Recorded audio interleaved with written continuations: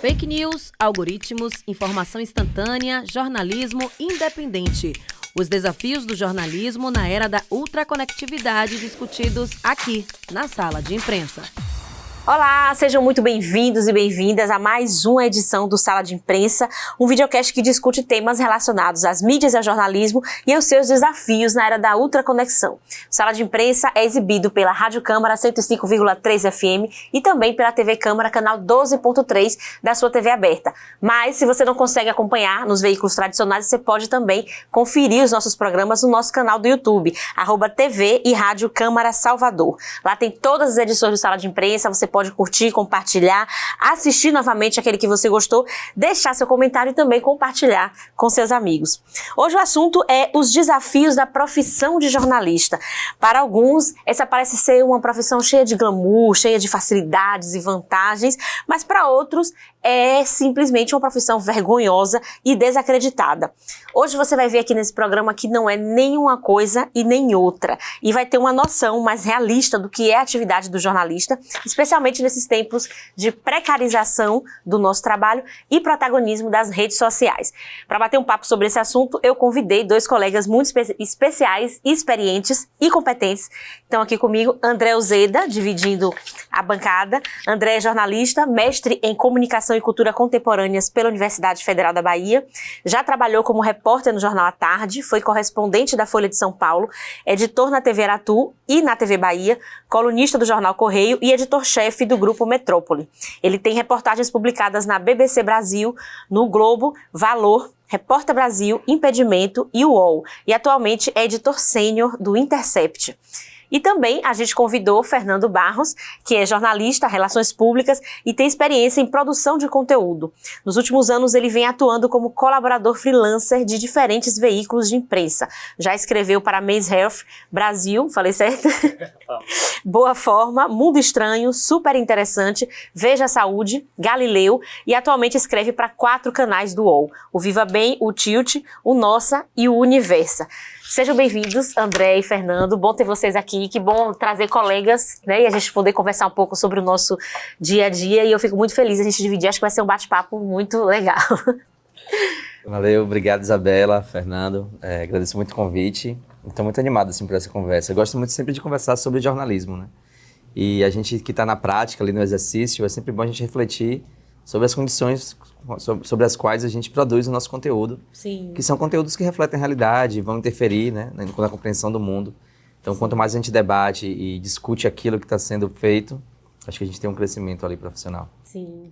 Imagina, o prazer também é todo meu de estar aqui, participar desse bate-papo, né? Cumprimentar todo mundo que nos acompanha pela TV e Rádio Cão, pelo canal no YouTube. E acho que é isso, né? Poder trazer um pouco da nossa experiência para ajudar a desmistificar, né? Essa profissão que é tão cercada aí de imaginários que não correspondem à realidade, de visões equivocadas e outros bichos, né? Então acho que vai ser um papo bem bacana. É isso. Deixa eu explicar para quem está nos assistindo agora, nos acompanhando, por que eu escolhi vocês dois. André tem um perfil de redação, né? André trabalha muito e já tem uma experiência, como eu falei aqui, gigante dentro das redações de grandes veículos.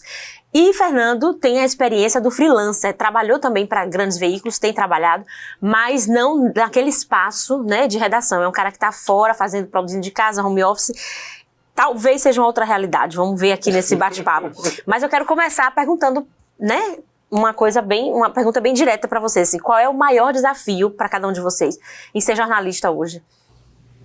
Eu acho que não tem um maior desafio, acho que são muitos desafios, né, que vão se somando. E aí a gente pode elencar vários, assim, a fake news, né, que desacredita o jornalista, o avanço das mídias sociais e como a comunicação tem sido exercida de outras formas, que competem com o jornalismo e ao mesmo tempo desacreditam muitas vezes, né, a forma do jornalista fazer, o tempo que o jornalismo leva. Há uma diminuição de várias redações, né, de enxugamento, um processo de menos pessoas trabalhando.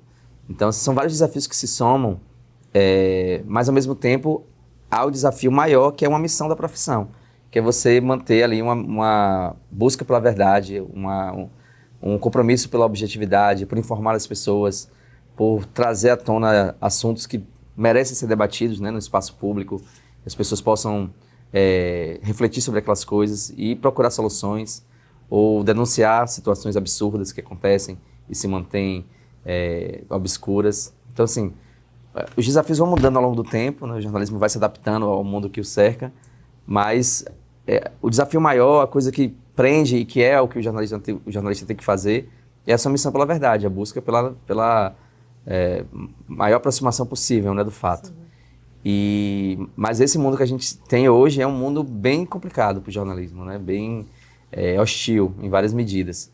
Mas cabe também à profissão buscar essas formas de melhor desenvolver, criar novos métodos, novas práticas de melhorar o exercício da profissão. Sim. Eu concordo muito com esse pensamento, né, de André. Acho que vai muito nisso. Acho que, sobretudo hoje, né, a gente vive um mundo extremamente acelerado. Acho que as redes sociais potencializam muito isso e é uma polifonia, né? Então, você como jornalista está ali concorrendo com uma infinidade de vozes e buscando manter um espaço de relevância, de credibilidade. Então, isso é muito desafiador. Né, hoje a gente fala tanto, né, então, dessa questão, né, de audiência, como capta a atenção da audiência. Então, o jornalista hoje precisa desenvolver habilidades que antes que não necessariamente, não intrinsecamente são jornalistas. Então, você pensar como é que você fisga essa audiência no mundo que você está concorrendo com o meme do WhatsApp.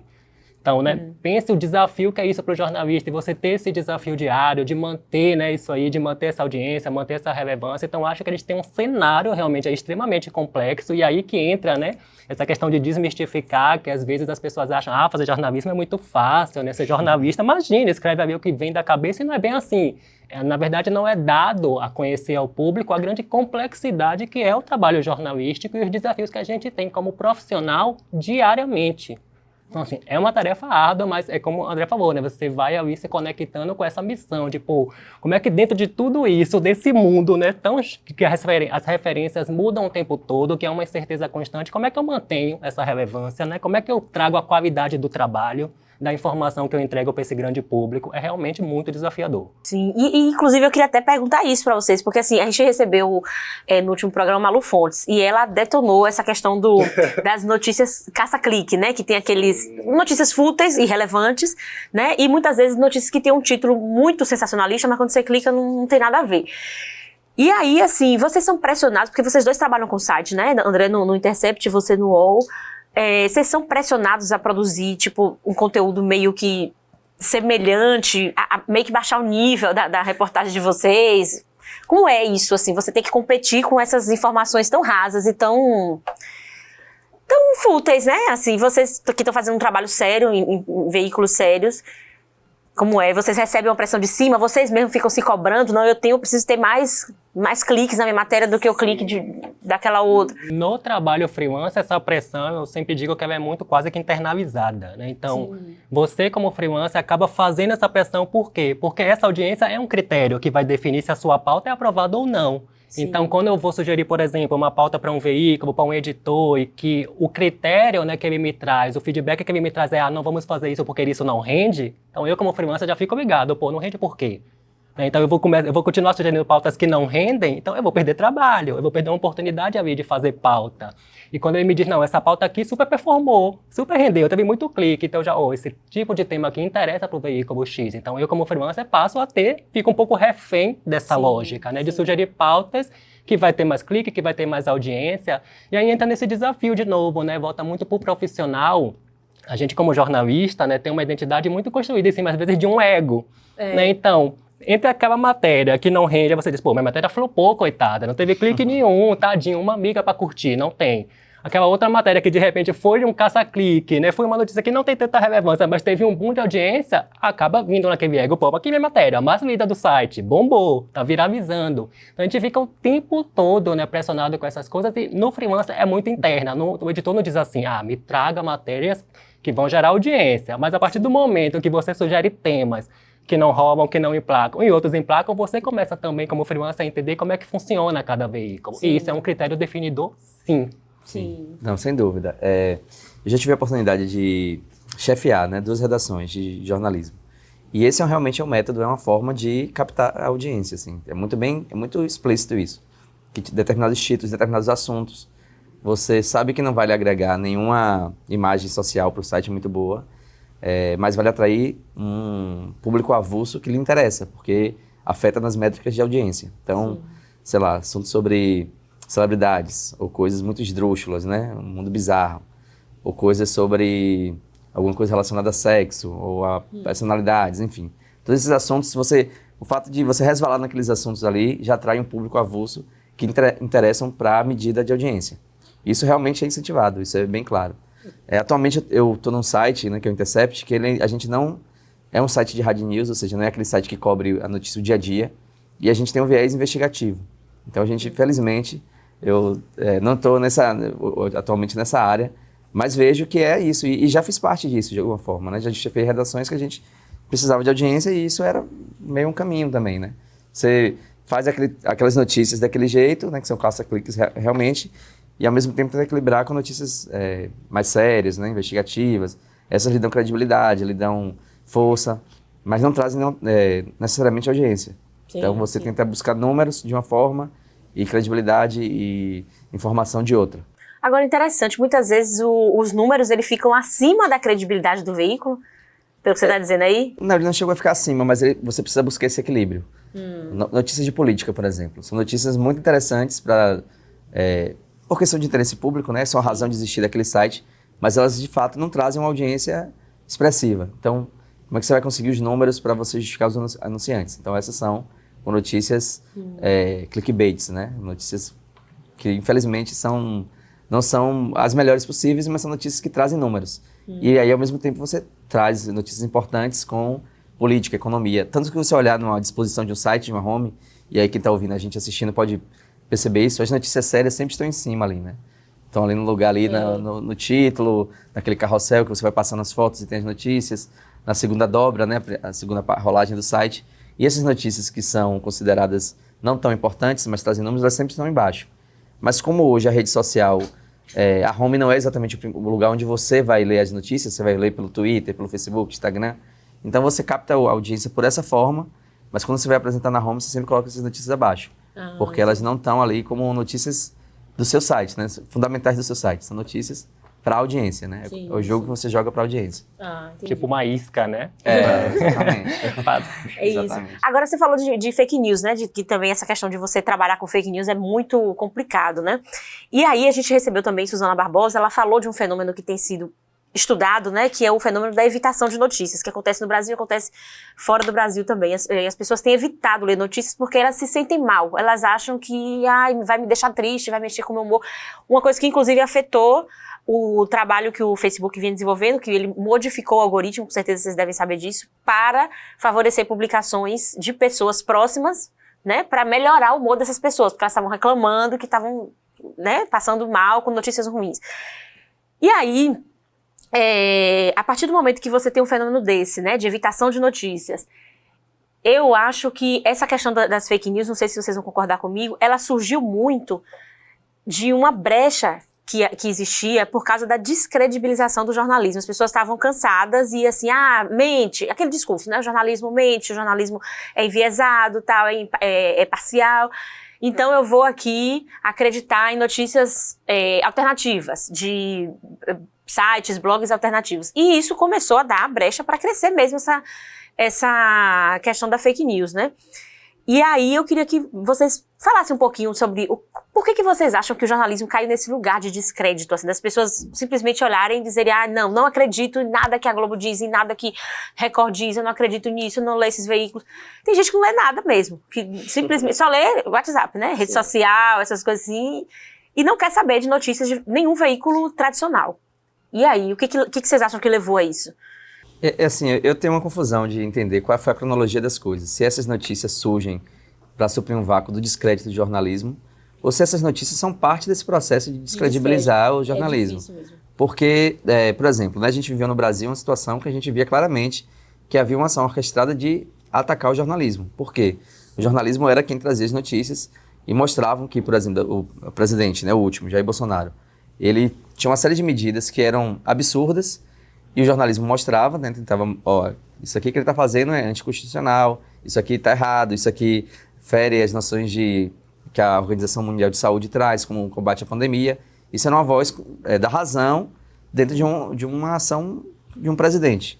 E havia uma tentativa assim, muito clara e objetiva de descredibilizar aquela voz que fazia uma oposição consciente a um presidente, mas consciente dentro de uma racionalidade, né? De uma racionalidade institucional, uma racionalidade de uma civilização, né? Como a gente deve se portar, deve viver, quais são os limites de um presidente.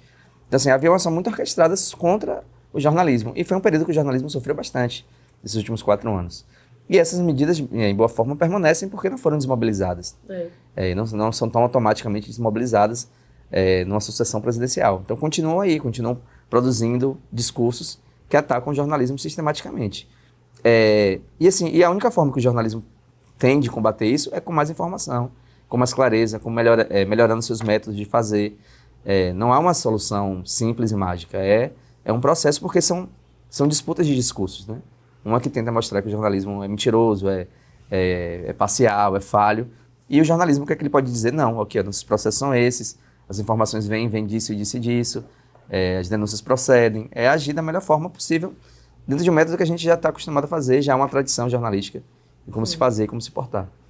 Exato, eu também penso muito nisso. Eu acho que talvez não tenha sido, não é que as fake news surgiram dentro de um espaço que foi de uma lacuna que foi deixada pelo jornalismo, mas acho que um movimento mesmo de tentar tirar do jornalismo esse poder, esse lugar de credibilidade, né? Que aí tem toda essa questão política, nessa polarização, essa tensão que a gente viveu no país e que continua, porque você tá, como eu digo, né? Tem uma polifonia hoje concorrendo com o jornalismo. Então, são várias vozes que se levantam para, né, concorrer com o jornalismo. E acho que vem muito também acho que mesmo antes das fake news, a gente já tem uma sociedade que não entende tanto o jornalismo, o fazer jornalístico. Então, acha que realmente é fácil, né? É tranquilo fazer jornalismo, né? Só, né? Porque, assim, chega em qualquer roda, todo mundo tem uma opinião a dar sobre jornalista, o jornalismo e o fazer jornalismo. Ah, imagina, olha aqui, escreveu sobre isso, eu faria melhor. Precisa ser formado para isso, precisa ir para uma faculdade para isso. Ah, vai cobrir isso, tem tanta coisa para cobrir, por que não cobre aquilo ali? Então, todo mundo tem uma opinião a dar, né, sobre o jornalismo, mas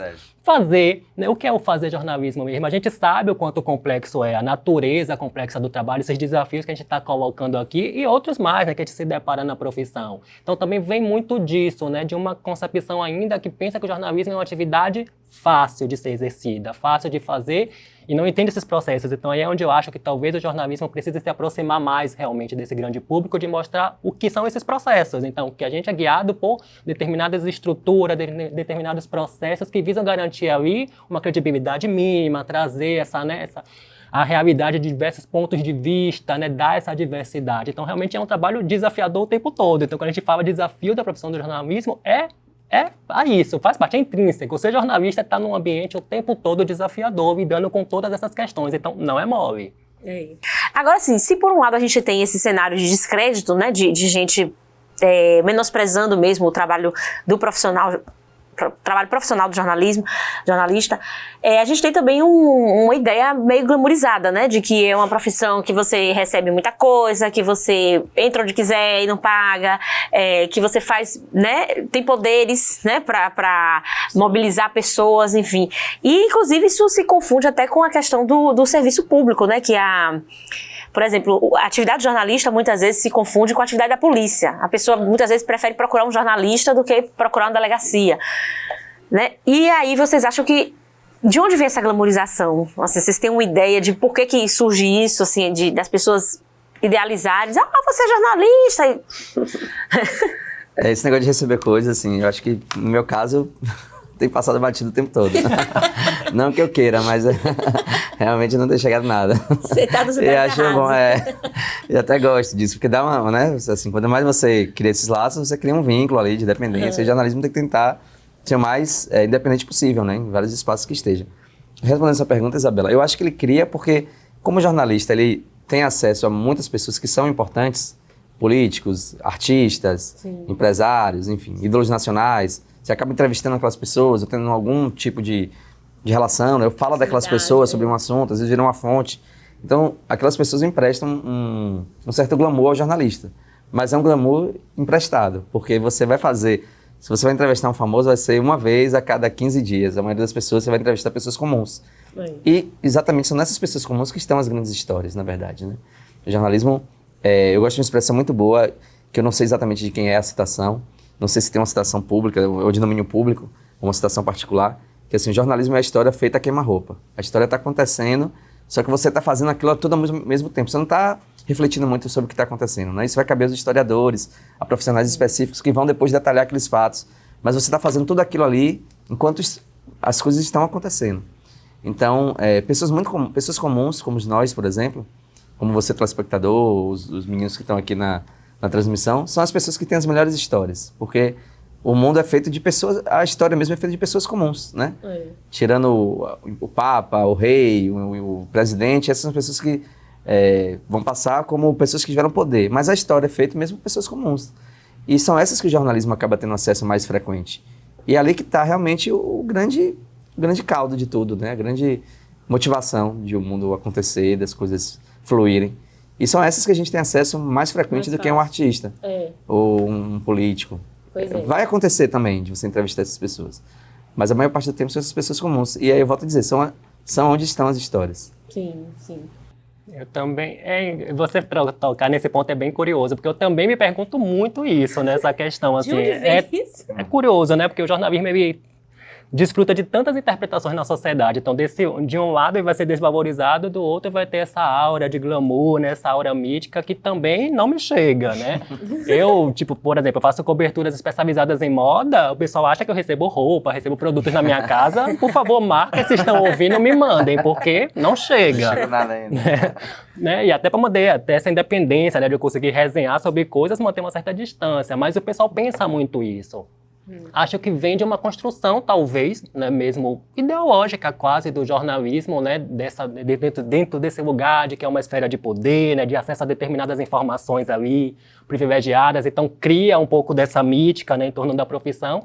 Acho que tem uma coisa também da própria indústria cultural, né? Se a gente pensar aí filmes que narram a história de jornalismo, retratam o dia a dia, também tem um pouco desse glamour, né? Sobretudo quando, por exemplo, eu já colaborei com revistas, então isso também é muito glamourizado. Então, quando você aborda o universo do jornalista de revista, são aquelas redações, né? De gente que, né, aqui para jantar com artista, que recebe vários produtinhos, e não é bem assim que as coisas funcionam no dia a dia, né? Então, esse glamour realmente não conheço. Eu acho que é bem mítico, mas também eu penso muito sobre isso, né?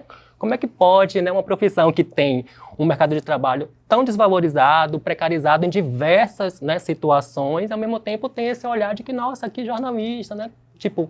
Como se isso fosse uma coisa de prestígio, que, claro, tem, porque tem o seu valor social, uma função importantíssima para o funcionamento da sociedade, mas esse glamour, de fato, que nos coloca num lugar ali acima, realmente, eu digo, meu Deus, é muito mito, a gente precisa desfazer isso, né? E acho que espaços como esses, onde a gente possa falar sobre isso, lançar uma luz, é realmente muito importante. Porque tira essa aura, tira essa coisa de, não é bem assim, né? Coitado, né? Atrás do, né? Aquele close que a gente pensa, na verdade, tem muito corre, né? Tem corre até demais. Agora, você falou uma coisa interessante, a indústria cultural realmente retrata o jornalista de uma forma muito... Assim como os médicos, né? Eu sempre observo isso. Gente, o médico é sempre um herói, e o jornalista também, tá sempre nesse lugar de o cara que tá ali descobrindo coisas e desvendando e levando pro público.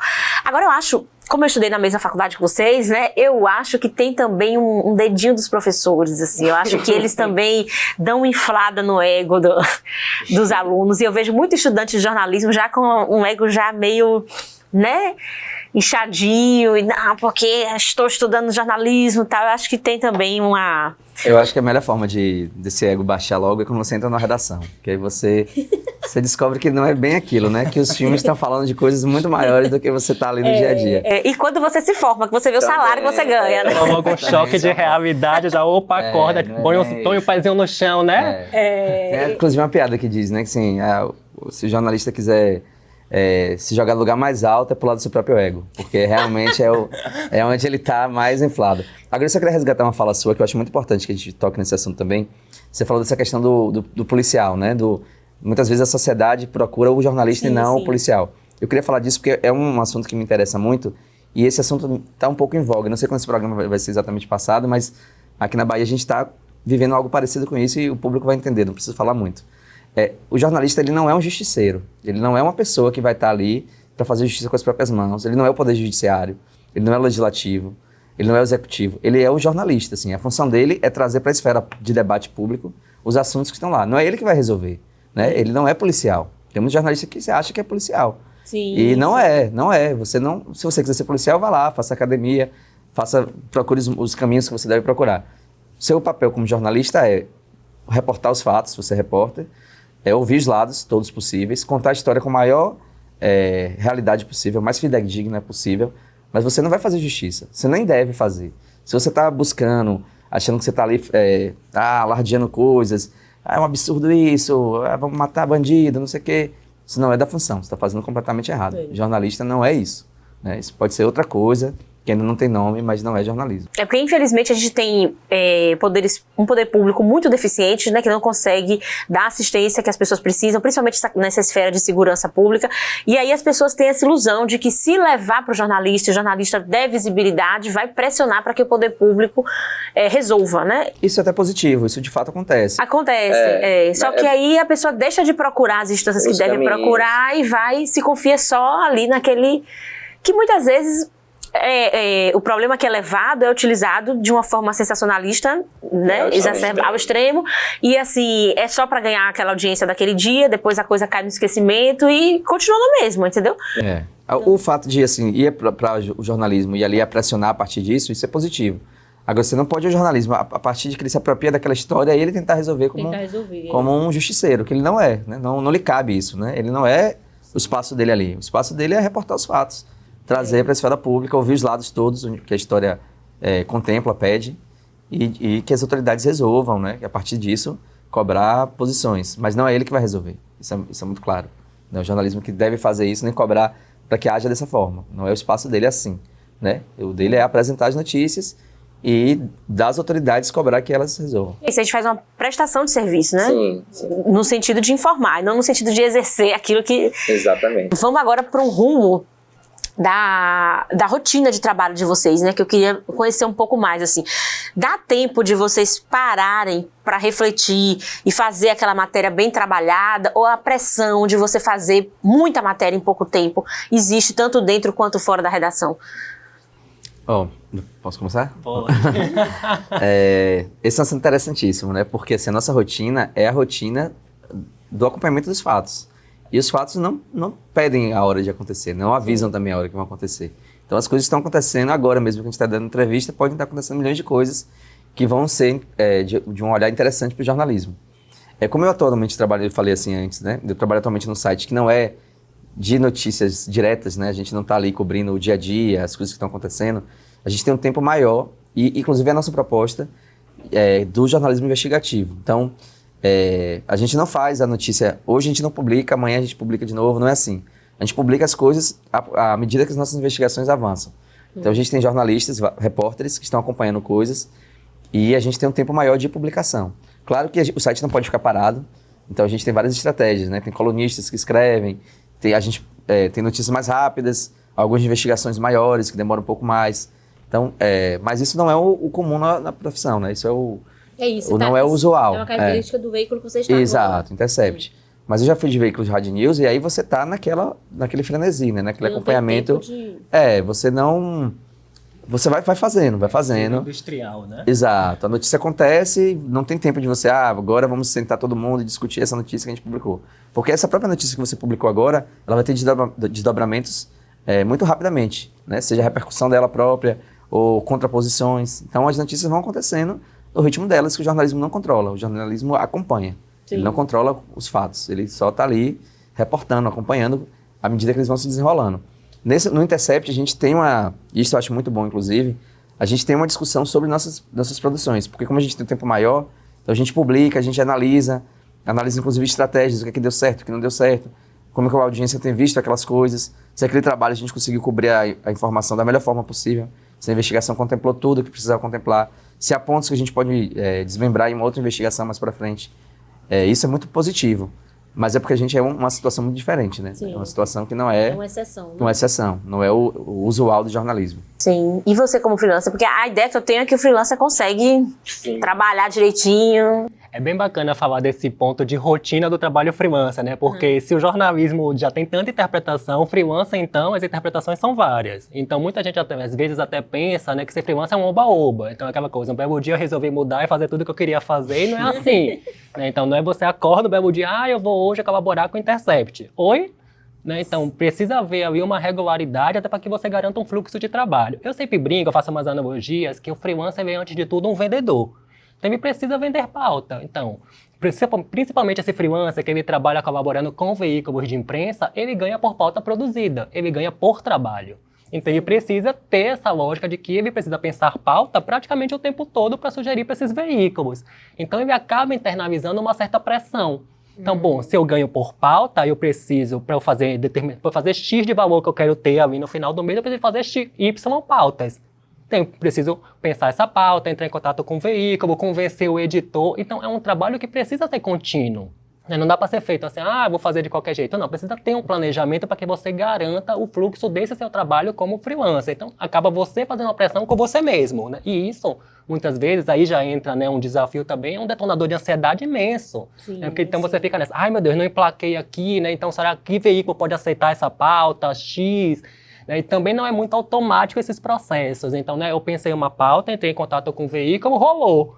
Não, às vezes para você conseguir o seu famigerado sim para uma pautinha, é uma sucessão de nãos que você leva, silêncios, uns ghosts absurdos dos editores. Então, assim, é muito desafiador. Então, deve fazer parte sempre dessa rotina do freelancer, esse trabalho de pensar pautas e, sobretudo, estudar os veículos. Então, se eu defino ali que eu quero colaborar, né, com o UOL, com Folha de São Paulo, né, com Veja, eu preciso entender que esses veículos são veículos distintos, que têm perfis distintos, que têm política editorial, que têm especificidades, e eu preciso entender, já que eu sou outsider, eu sou de fora, eu não sou ali da redação, preciso entender como é que funcionam as dinâmicas ali dentro, o que é pauta ali, o que é que esse veículo dá como assunto, o que é que ele privilegia como tema, para que eu, como freelancer, possa sugerir pautas quase que customizadas, né, alinhadas com isso tudo aí. E isso, obviamente, é as chances de eu converter o trabalho, de eu fazer aquela pauta.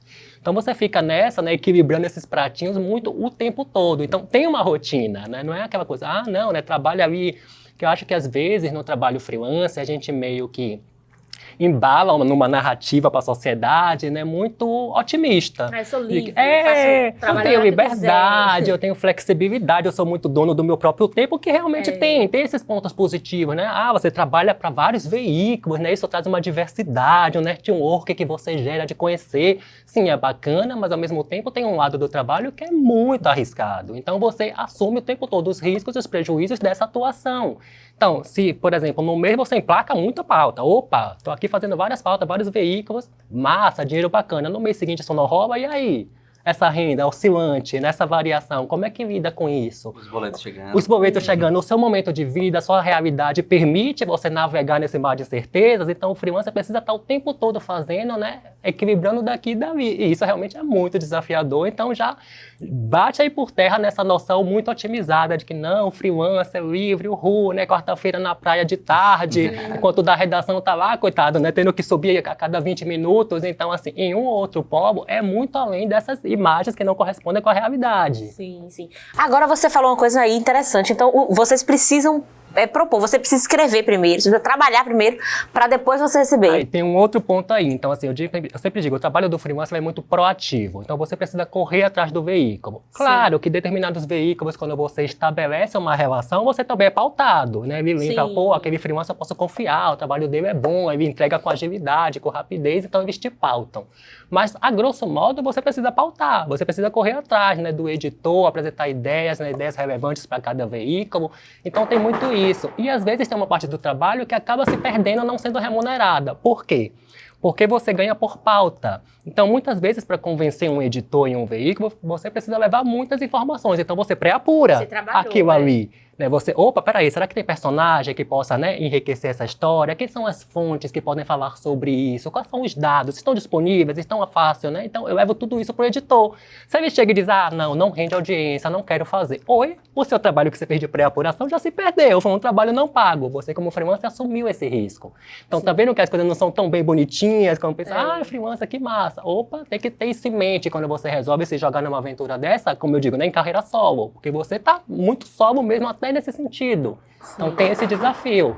Então, às vezes você precisa pautar o tempo todo os editores, então manter esse contato. E aí é onde esse entendimento de cada veículo, de como funciona, é que aumenta as suas chances. Então, se eu sei que certas pautas, né, o UOL dá com mais frequência, eu já fico ligado nessas pautas para dizer, aqui. Então, eu preciso também entender a audiência do UOL. Então, se eu sei que a audiência do UOL gosta de consumir esses e esses assuntos, eu já uso isso como argumento. Então, aí onde entra, né, onde cai de novo aquele desafio de ficar refém dessa questão da audiência, do que dá clique, do que gera, né? E o freelancer, ele acaba muitas vezes indo por esse caminho mais fácil, porque vai garantir para ele ter trabalho, ter pauta, ter, né, conseguir honrar esses boletos que estão chegando a mim. Agora Agora eu estou entendendo, porque tem tanta matéria de astrologia na UOL, que eu digo, meu Deus, por que essas matérias aqui? Todo dia, tem dia que só tem isso na seção do universo, só tem astrologia. Sim, é um dos assuntos que rendem muito. Meu Deus. A gente cabe um programa só vai discutir porque as pessoas acreditam tanto em astrologia. Não, e feita na redação, não é um astrólogo que está ali escrevendo, é um repórter que não tem informação nenhuma. Enfim, agora vocês já tiveram algum tipo de interferência no trabalho de vocês? Tipo assim, estava escrevendo uma notícia, escrevendo uma reportagem, e aí veio aquele pedidozinho, aquela mão mágica de fora, disse, ó, muda o rumo de sair, não sei o que, seja por interesses políticos, interesses financeiros. Já passaram por essa situação? Já aconteceu. Porque, assim, isso é uma coisa que o Fernando falou, que é muito claro, assim, todos os veículos têm uma digital muito própria, né, que é o que chama de linha editorial, né, e todos os veículos têm, todos não, mas boa parte tem inimigos públicos muito declarados, são aqueles que você sabe que eles são alvos, e amigos muito próximos, que são aqueles que são uma espécie de intocáveis, né, não, aqui é amigo do dono, ou tem um tipo de relação comercial, e essas coisas estão muito, não são explícitas, não há uma cartilha, em nenhum lugar você vai receber um papel, ó, nossos inimigos são esses, nossos amigos são esses, você não vai receber em nenhum lugar isso, mas isso você capta no ambiente da redação, você entende como é que o jogo é jogado, e isso está ali, está colocado, né? O jornal está ali. Agora, existe essa interferência, que são essas, né? Mas existe uma interferência de rumo mesmo, de investigação jornalística, de coisas que não avançam ou não aprofundam, que aí o papel de um editor, por exemplo, né? Que é o papel que eu exerço hoje. Você às vezes orienta o repórter, ó, isso aqui, o melhor caminho é esse aqui, ou vamos por cá. Diante do que você tem de apuração, a melhor construção é por cá. Por vários sentidos, inclusive para evitar processos judiciais, né? Vamos dar mais força no que a gente tem mais forte na apuração. Assim, o editor é parte desse trabalho, né, de uma construção da notícia ali. O repórter está na linha de frente, ele está apurando, mas uma construção final, né, do título, da linha fina, do tudo que vai ao ar, é o editor com o repórter. Então, essa interferência não é uma interferência, é porque a gente já tem esse imaginário também, né, que todo tipo de interferência, era o interesse de alguém, era uma coisa. Não necessariamente, né, não necessariamente. Às vezes é uma construção pela melhor forma como a notícia vai ser construída. Essa é uma interferência super positiva. E acontece também. Agora, existe essa outra que você falou. Ó, esse aqui é amigo do dono, né? Cuidado aí. Não vamos falar disso. Isso também tem. São os dois lados. O jornalismo é cercado de muitas forças atuando sobre ele, né? Algumas muito boas e algumas muito negativas. E, enfim, é como a coisa se dá. Por isso que não dá pra gente ficar exigindo imparcialidade como as pessoas que não conhecem, né, o meio exigem tanto. É um mito, né, dessa imparcialidade, né? De que o jornalismo não se envolve em nada, né? Não. Até porque o jornalista é um ser social, ele está envolvido naquela sociedade, ele tem influências, tem gostos, tem preferências, como qualquer cidadão. Mas ali o ideal é que na hora que ele vai dar a notícia, ele consiga o máximo possível, a partir das técnicas jornalísticas, ele consiga ir limpando essas suas preferências, essas suas escolhas para buscar uma objetividade, né? Você não vai alcançar, mas a busca ajuda você ir limpando o texto dessas impressões todas. Sim. No meu caso, como freelancer, acho que essa interferência a gente não sente tanto, né? Essa pressão mais de fora, porque como você não pertence ali à redação, você gravita em torno da redação, acho que isso cabe mais realmente ao editor. O editor vai ter muito esse papel de, né, quando pega ali o texto do freelancer, ele ajustar de acordo com ali, né? Pô, será que tocou alguém em algum ponto sensível, algum ponto que é delicado para esse veículo? O próprio editor vai fazer, né, esse refinamento. Isso já não volta mais para mim como freelancer, para que, mexe aqui no texto porque alguma coisa não tá, né? Vai dar ruim. Sim. Não, o próprio editor faz esse caminho, esse papel. Claro que quando a gente já bate bola com o editor ali para aprovar um tema, uma pauta, ele já dá uns direcionamentos, né? Como o André falou. Então ele já tem, faz esse recorte aqui, né? Aborda mais por esse ângulo, por esse assunto. Então isso já vai um pouco, acho que talvez nesse bate-bola com o editor ele já tenha muito mais essa noção daquilo que para o veículo possa, né, gerar algum problema, alguma controvérsia, então ele já tenta aplacar ali, mas para o freelancer realmente a gente não sente tanto essa interferência de escreva sobre isso, ou escreva desta forma, porque de qualquer modo o seu texto como freelancer vai passar por esse crivo do editor, que é de fato ali quem é a espécie de porta-voz ali, de fato, dessa digital, né, ali do veículo. Sim, sim. Que é também, desculpa, Isabela, que também é outro mito, né, que a gente acha que o repórter, eu já fui repórter também, e quando eu estava na faculdade, você entra que o que você escrever vai ser publicado. Vai ser publicado mesmo. Ou então ninguém mexe no meu texto, né? O texto é meu, eu que escrevi, ninguém mexe. Não. o texto é um instrumento de trabalho também, né? O texto jornalístico é um instrumento, não é o seu blog, né? Não é sua página no Facebook que você escreve o que você quer. Ele é ali parte de uma construção, de um veículo, né? Vai ter ali todas as sinalizações, então ele é um instrumento de trabalho. O editor age sobre aquele texto, seja para tirar excessos do repórter, às vezes o repórter excede em alguma coisa, seja para melhorar a linguagem, tornar mais clara, enfim. Eu lembro quando eu assumi na Metrópole, por exemplo, como editor-chefe, é uma equipe muito jovem, né? Jornalistas muito jovens. E aí eu lembro logo no início, na primeira semana, eu mexi no texto das pessoas que iam ser publicadas no jornal, e eles ficaram indignados. Eu ficava também. Meu Deus, você mexendo no meu texto, como é que pode? Eu que escrevi e ainda estou assinando. Aí eu sempre dizia, o seu texto é seu, mas ele é um instrumento de trabalho. Assim, não é seu e intransponível, ninguém mexe. Não, ele é uma forma de comunicação. Você não é do jeito que você escreve que sai. Em nenhum lugar vai ser assim. O texto, ele é parte de uma construção e o veículo está referendando aquilo. Então, há uma interferência. Não pode haver uma interferência de você escrever uma coisa, botar uma coisa que alguém não disse, né? Vou botar uma aspa aqui de alguém que a pessoa não falou isso. Aí é errado. Não é disso que a gente está falando. É uma construção, tornar mais claro, você tornar a notícia, hierarquizar, a mais importante logo em cima. Às vezes não há clareza, né, de você conseguir, o repórter conseguir definir isso. O repórter é muito jovem, às vezes não tem a construção do lead perfeito. Então isso sim, é super positivo e tem que haver. Né? O texto não é seu no sentido de ninguém mexe, eu que escrevi e tal. Não, é uma construção. E é bem bacana até você trazer esse ponto, André, porque até eu vejo isso muito até como repórter, né, freelancer. O trabalho do editor, às vezes, é um trabalho invisível, né? Um trabalho que não é dado. O público não chega nessa linha, né, do jornalismo. E isso é muito importante. Assim, você fala dessa questão, né, dos repórteres que não gostam de mexer no texto. Eu acho que eu nunca tive muita essa velocidade, pelo contrário, eu acho que talvez o freelancer a gente fica um pouco mais desprovido disso, né? Até eu gosto, inclusive, eu gosto muito de bater bola com os editores, né? Então, quando alguns veículos que eu já começo a ter algum tipo de relação, de uma frequência de colaborações, já gosto de saber, aquela pauta, vem cá, como é que eu quero saber ali o por fora, né? O atrás da coxinha, como é que é aqui, e acho que isso é bacana, porque traz um corpo também pra gente, de amadurecimento muito grande, é como você falou, não é que o editor vai chegar, vai mudar o seu texto todo, mas ele vai realmente dar ali um refinamento para o seu texto, tirar aqueles excessos, adaptar muitas vezes para a linguagem do público, que ele entende mais do que você, né? Que é óbvio, ele está ali, né, nas engrenagens do dia a dia, então esse bate-bola é muito importante.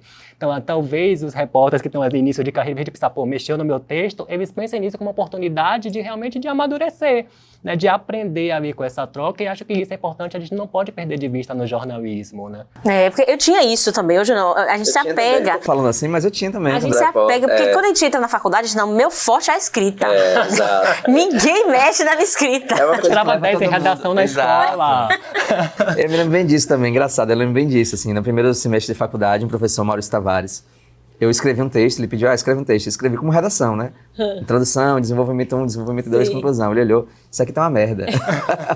E eu achava que eu escrevia tão bem, eu fiquei em choque, assim.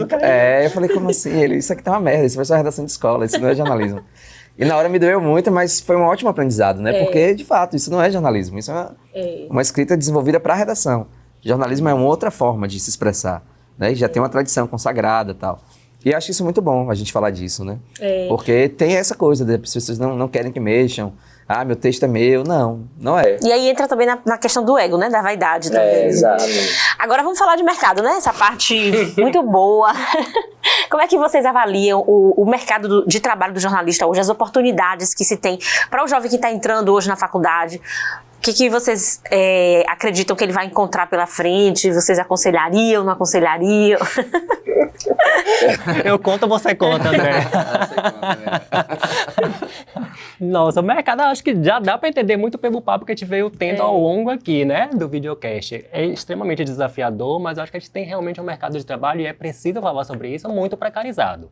Eu acho que tanto como sintoma, né, de uma problemática maior, de um mercado de trabalho que, no geral, está mesmo, né, é marcado pela precarização, mas a gente pode falar do jornalismo porque é o que a gente vive, né, o que a gente, né, tá ali no dia a dia, é muito precarizado. Eu acho que por várias questões.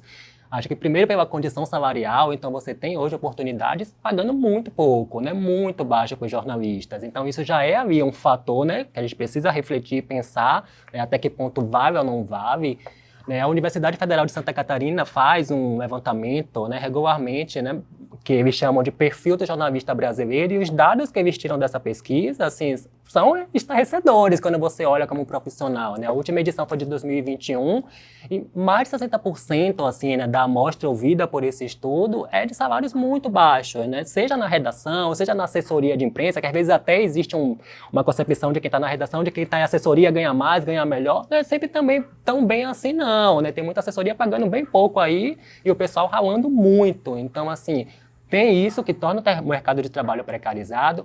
Acho que tem uma questão nas redações de enxugamento, então você tem redações cada vez mais enxutas, né, onde quem fica faz o trabalho de milhões, então um que vai fazer ali um trabalho que seria de uma equipe, então essa pessoa está sobrecarregada com atividades, com acúmulo de função e tendo que lidar com tudo isso. Essa condição de baixos salários empurra muitas vezes o jornalista a ter 2, 3 empregos, então é aquele cara que de manhã está numa rádio, à tarde está num site e ainda está pegando freela, está pegando bico, está pegando job por fora, então está o tempo todo trabalhando, e isso resvala no outro ponto, que é uma exaustão profissional enorme que a gente vive na área do jornalismo, né? Não por acaso, quando saem esses rankings, né, de síndrome do burnout, né, de profissões mais suscetíveis a esgotamento profissional, porque o jornalista está sempre lá figurando. Sempre tá, é muito por conta disso, né, de uma rotina que você tem exaustiva, que você precisa trabalhar muito para poder fazer um dinheiro ali que dê conta das suas necessidades. Então, é muito precarizado, tem muito desafio. Então, é aquela coisa, né, pô, será que a minha vontade de fazer, né, consegue enfrentar, tensionar tudo isso, né? Né, a minha vontade de ser jornalista, o meu amor pela profissão. Então você está o tempo todo pensando, equilibrando esses pratinhos e é realmente, né, bastante complicado. Além dessa descrição que a Fernanda fez muito bem, né, que é exatamente isso, assim, a base geral da profissão é exatamente isso, né, pessoas que estão com salários precarizados, trabalhando muito. Eu tenho uma visão também de que a gente está num momento que tem um novo mundo surgindo, que é esse mundo digital, assim, ele ainda não surgiu o suficiente para se estabelecer como hegemônico, ele está ainda dando todos os sinais de que vai ser um grande mundo, e você tem um velho mundo ainda que não morreu suficientemente, né, que é o mundo das televisões, dos jornais, das rádios. Mas você acha que vai morrer? Não acho que vai, mas eu acho que o momento que a gente vive é um mundo que já foi muito forte, que era esse mundo das mídias tradicionais. Sim. Ele ainda não caiu totalmente e o novo mundo também não nasceu. Então a gente não sabe o que vai parir dessas duas fusões, né? Sim. A gente está num momento numa zona cinzenta, assim. As televisões continuam tendo equipes grandes, se a gente for olhar comparativamente, mas muito menores do que elas já tiveram. Os jornais são muito menores do que já foram, os sites são redações pequenas. E eu tenho uma felicidade de ter passado por muitas dessas realidades, assim. Eu comecei no jornal à tarde, tinham 100 profissionais dentro, 6 jornalistas na redação. 6? 100 jornalistas. 6 é possível que seja hoje. Mas eram 100 profissionais, assim. Você tinha 100 jornalistas, ou seja, um mercado que absorvia muita gente. Então era uma redação enorme, produzia conteúdo de muita qualidade, né? Era um jornal diário, o jornal de final de semana era muito bom. Assim, trabalhei em TVs, as TVs grandes, equipes grandes. Só que essas realidades foram se enxugando e, ao mesmo tempo, o mercado novo, que é esse mercado digital, não absorveu todo mundo. Então a gente está nessa zona aí. É um velho mundo e um novo mundo que nenhum morreu o suficiente, nenhum nasceu o suficiente. Então a gente não sabe se esse mundo antigo vai morrer todo ou se ele vai se reestruturar de outra forma e que esse novo mundo vai surgir, como é que ele vai se colocar. Então é essa zona muito complexa, assim. E respondendo a sua pergunta, eu não acho que... Quando eu digo assim, um velho mundo morreu, eu não acho que as TVs vão acabar, né? Mas quando o digital se estabelecer de uma forma que ele vai ser o domínio, ele que vai ser o hegemônico, como é que essas TVs vão se colocar, né? Que estruturas elas vão pensar a partir de um mundo já colocado? Então, é muito nesse sentido. E esse fato também de eu ter percorrido essas linguagens diferentes, essas plataformas diferentes, né? Eu lembro quando eu comecei no impresso, a internet já era uma realidade, que afinal não sou tão velho assim, mas ela não era uma realidade, assim, que ainda tinha batido o impresso. Então eu lembro que quando eu estava no Jornal à Tarde, nosso site era secundário. Ele não era o nosso principal local de notícias, isso em 2009, 2010. Tanto que nosso site era um backup das notícias que saíam no impresso. Não tinha aquela preocupação, tem um furo, dá no site. Sim. Não, tem um furo, vamos dar no dia seguinte, amanhã a gente coloca no site. A realidade era bem essa. E aí, um ano depois já era diferente. Tem um furo, dá pro site. Sabe, já tinha mudado, invertido. Quando eu estava na televisão, a internet ainda não tinha chegado ao ponto de destituir a televisão. Assim. A internet já estava colocada, já era um lugar de muita notícia, mas a televisão, era o audiovisual. E a internet incorporou o audiovisual. A internet passou a fazer isso que a gente está fazendo aqui.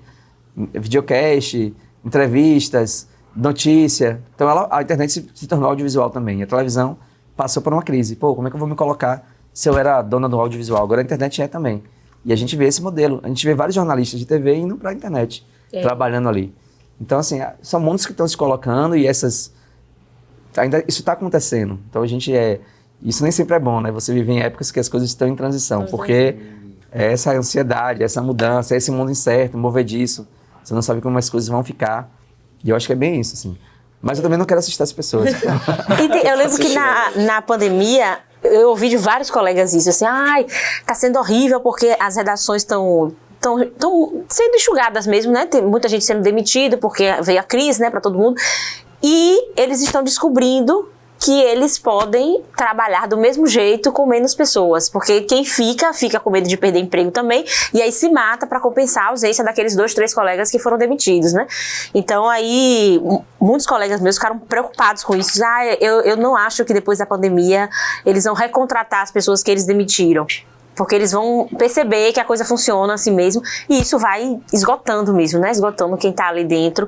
Não é à toa que a nossa jornada é de 6 horas, né? Mais 1 hora de descanso, se eu não me engano, né? Porque justamente a gente não nas condições ideais, trabalhar 8 horas para um jornalista é estafante demais, né? E, no entanto, a gente trabalha 16, 18, porque tem que juntar 2, 3 empregos de 6, 7 horas. Quando a gente pensa isso reverberando na qualidade do trabalho que é executado, né? Porque se você pensa, você tem uma classe profissional extremamente, né, precarizada, esgotada, explorada.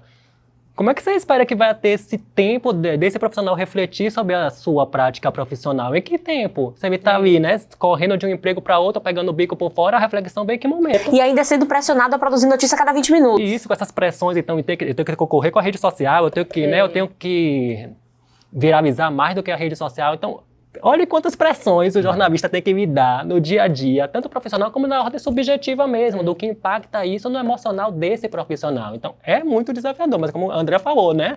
Não vamos terminar aqui também desesperançando, né? Eu acho que a gente está trazendo elementos para que cada pessoa, né?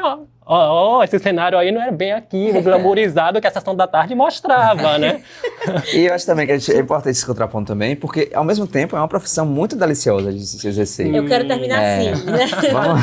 Vamos dar as mãos e mostrar que a gente ama o jornalismo. Porque é uma profissão muito gostosa. Apesar de tudo. Apesar de tudo, é uma profissão muito boa, assim, porque você realmente vê o seu trabalho impactando pessoas, sabe? Sim. E transformando coisas. É uma situação degradante que alguém estava vivendo, a partir de uma notícia que veio a público, o Ministério Público vai se mover, Defensoria Pública, Governador do Estado, as pessoas vão se mover a partir daquela prefeitura, Câmara Municipal, as coisas vão acontecendo, você percebe as coisas e rapidamente, sabe? A pressão que o jornal exerce, que, né, o jornalismo exerce, né? É imensa sobre a opinião pública e isso transforma coisas. E acho que o Fernando vai concordar, não sei, espero que sim. Não tem nada mais gostoso do que você ver essas coisas acontecendo, sabe? Quando você vê, isso aqui mudou a partir de uma notícia que eu publiquei, que eu participei, que eu estava ali. O quanto isso são os frutos, né, do seu... Exato. Dessas pressões todas que a gente vive, fora a pressão judicial, pode tomar processo por uma coisa que você disse e tal. Mas quando isso se transforma em algo transformador, né, até a redundância cabe, isso é muito positivo, né? Se transforma em algo que vai mudar a vida de pessoas. Sim, isso é muito positivo. Sim. Exato, esse gosto, né, da gente com a profissão e de ver o impacto que ela tem é o que nos move, né? Que se a gente fosse esperar, né, salário, condições, essa coisa toda, a gente realmente não estaria mais fazendo jornalismo. A gente estaria fazendo uma outra coisa da vida, né? Mas a gente continua, a gente persiste muito por conta disso, né? Primeiro, por gostar de fato, por ter essa vocação e por de fato acreditar nessa responsabilidade que o jornalismo, apesar de todas essas questões, né, de todas essas tensões e de todo esse debate, se tem credibilidade ou não é, dessa tentativa de descredibilização, ainda é muito importante. Ainda é, de fato, peça fundamental do funcionamento da nossa sociedade. E a gente acreditar nisso e ver o impacto que isso tem, realmente é que nos dá aquele, nossa, poxa, estou fazendo a coisa certa, né? Apesar de tudo, vale a pena, né? Vale a pena tensionar, né? Enfrentar essas tensões, né? Estar, né, encarando essas pressões todas do dia a dia da nossa profissão. Sim, sim. Nossa, gente, eu amei esse bate-papo aqui com vocês. Infelizmente, nosso tempo acabou, a gente vai ter que encerrar. Mas, assim, muito bom poder conversar com pessoas que são apaixonadas pelo que fazem, mas que não são deslumbradas, que têm o pé no chão, né? Pra gente dialogar aqui e falar da realidade, né? Do que tá acontecendo ali. E mesmo assim, isso não tira o encanto, né? O amor que vocês têm pelo trabalho de vocês. Desejo muito sucesso aos dois, né? Que vocês possam voar aí muito alto ainda.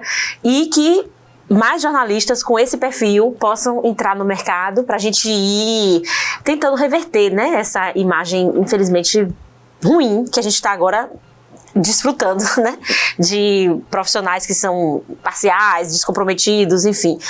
Mas muito obrigada, gente, pelo bate-papo, pela conversa, né, foi uma honra estar aqui com vocês e eu acredito que quem está nos ouvindo acho que aprendeu bastante e agora acho que vai cobrar menos, né, menos imparcialidade, menos, né, aquelas coisas que a gente costuma ouvir, né? Porque agora já entende um pouco mais de como é a nossa rotina. Vai ser um consumidor de informação jornalística mais atento, né? Mais ligado nos meandros que envolvem ali também essa profissão, né? Pois eu que agradeço o convite, né? Foi muito bacana o bate-papo. Espero que as pessoas tenham gostado muito. E vida longa, né? A Sala de Imprensa. Que esse espaço possa trazer novos debates, porque realmente é necessário pensar a profissão de jornalista e o fazer jornalismo hoje na nossa sociedade. E não é porque é uma profissão mais importante, é porque é uma profissão que impacta em outras e que impacta na vida das pessoas. E as pessoas acabam naturalmente se interessando e querendo se intrometer também, né? Dando sua opinião de como se deve fazer, como não se deve fazer.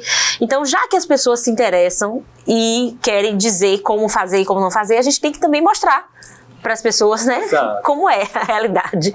Eu agradeço muito, Isabela, o convite, Fernando também, participar aqui desse debate. E isso que vocês falaram é fundamental, assim, esse letramento midiático, né? Que as pessoas entendam como é que o jornalismo é feito. Às vezes as pessoas não sabem a diferença entre uma opinião, uma coluna de opinião e uma notícia. Acho que tudo é notícia, é veículo, enfim. Há uma confusão muito grande e programas como esse ajudam a esclarecer. E só uma última coisa, assim, o jornalismo é uma profissão crítica, né? O jornalista é um crítico, né, da sociedade. E ele precisa ser também crítico dele mesmo, das posições, das condições de trabalho, das coisas que ele vive.